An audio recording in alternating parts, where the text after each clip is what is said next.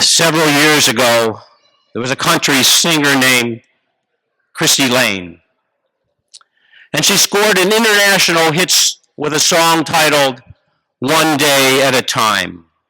Now, I'm not going to sing it for you, but I'm going to give you a few of the words. And it goes like, one day at a time, this is enough. Do not look back and grieve over the past, for it is gone. And do not be troubled about the future, for it has not yet come. Live in the present and make it so beautiful it will be worth remembering. Its popularity probably had little to do with the tune or her voice. The bottom line is this. It was the words of the song itself that appealed to millions around the world. The words which deep down we all know are true, and that we wish that we had the faith to live up to.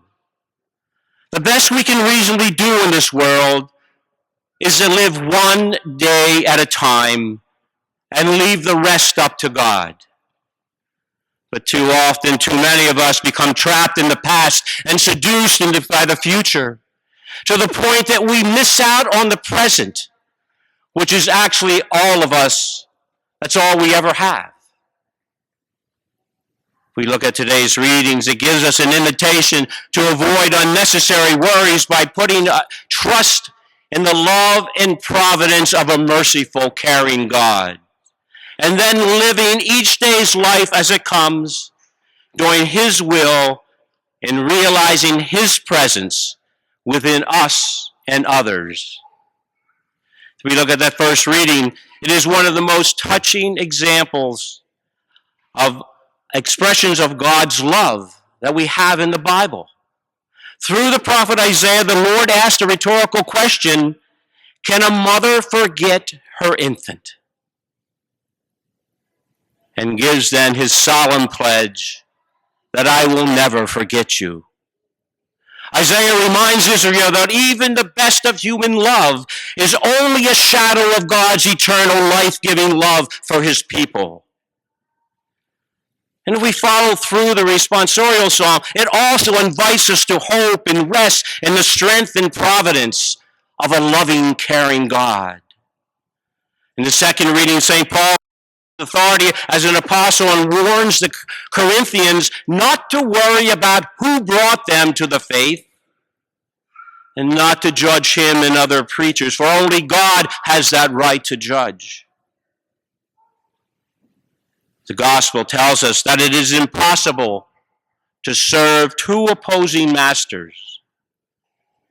Our master is whatever governs our life, shapes our ideals, and controls the desires of our heart and the values that we choose to live by.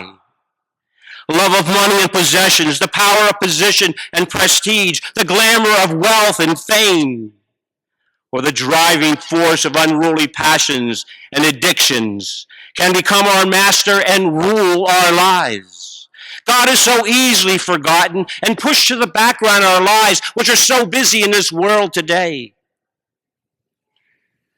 But man's ultimate goal and master is God, and not all of the things of this world, not of material possessions. Our material possessions can be a means to our ultimate goal if only we share them with others.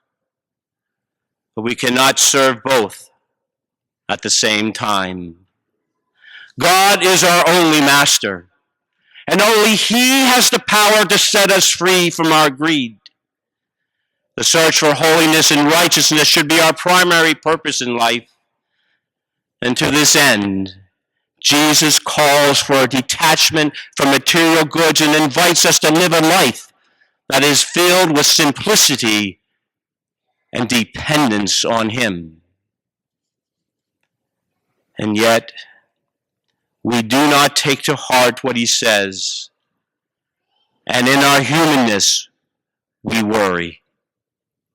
Poor people worry that they have no money, and rich people worry that they don't have enough money, and sick people worry about their premature death, and healthy people worry about getting sick. Some people worry about the past, their past blunders, and others worry about the future. Everyone, it seems, worries about something all the time. The tragedy of most of our lives is that we worry so much about tomorrow that we never claim the resources that God has for our living today. In the gospel, Jesus lays out some reasons for us that why we should not worry. Worry is a pagan attitude of those who don't believe in a loving and providing God. And then in nature, in his creatures that he has created, like birds, they work hard for their daily food, but they don't worry about tomorrow. Worry is useless because we cannot increase even a minute of our lifespan by days of worrying. Worry robs us of our faith and confidence in God's help, and it saps our energy for doing good. Worry takes all the joy from life itself and wears out our mind and body. Jesus is always teaching, and he invites us to do our daily tasks, living our lives serenely, and not to worry about useless things, about things that had happened yesterday, and about things that may happen tomorrow. He does not want us to have a careworn, worried fear which takes the joy out of life that he has breathed into us. He wants us to make a good use of our human resourcefulness and to plan our lives in a responsible manner. He teaches that we should strive first for the kingdom of God in our life. Strive for God to rule our life. And then all these things will be given to us. What is important is to live well today, doing God's will, realizing his presence within us, with us, and within everyone that we meet. And applying the lessons from today's scriptures to our lives, we need to avoid worrying. And we can do this by trusting in that provident care of a loving God, by learning the art of living one day at a time in God's presence, and by seeking God's kingdom and doing his will every day and living a righteous life, serving others in the best way that we can. And our daily Lenten reflections, let us not only recall that we are dust and until dust that we shall return, but that it is from that very dust that we were created in the image and likeness of our God, and that our very existence is dependent on a merciful, caring God.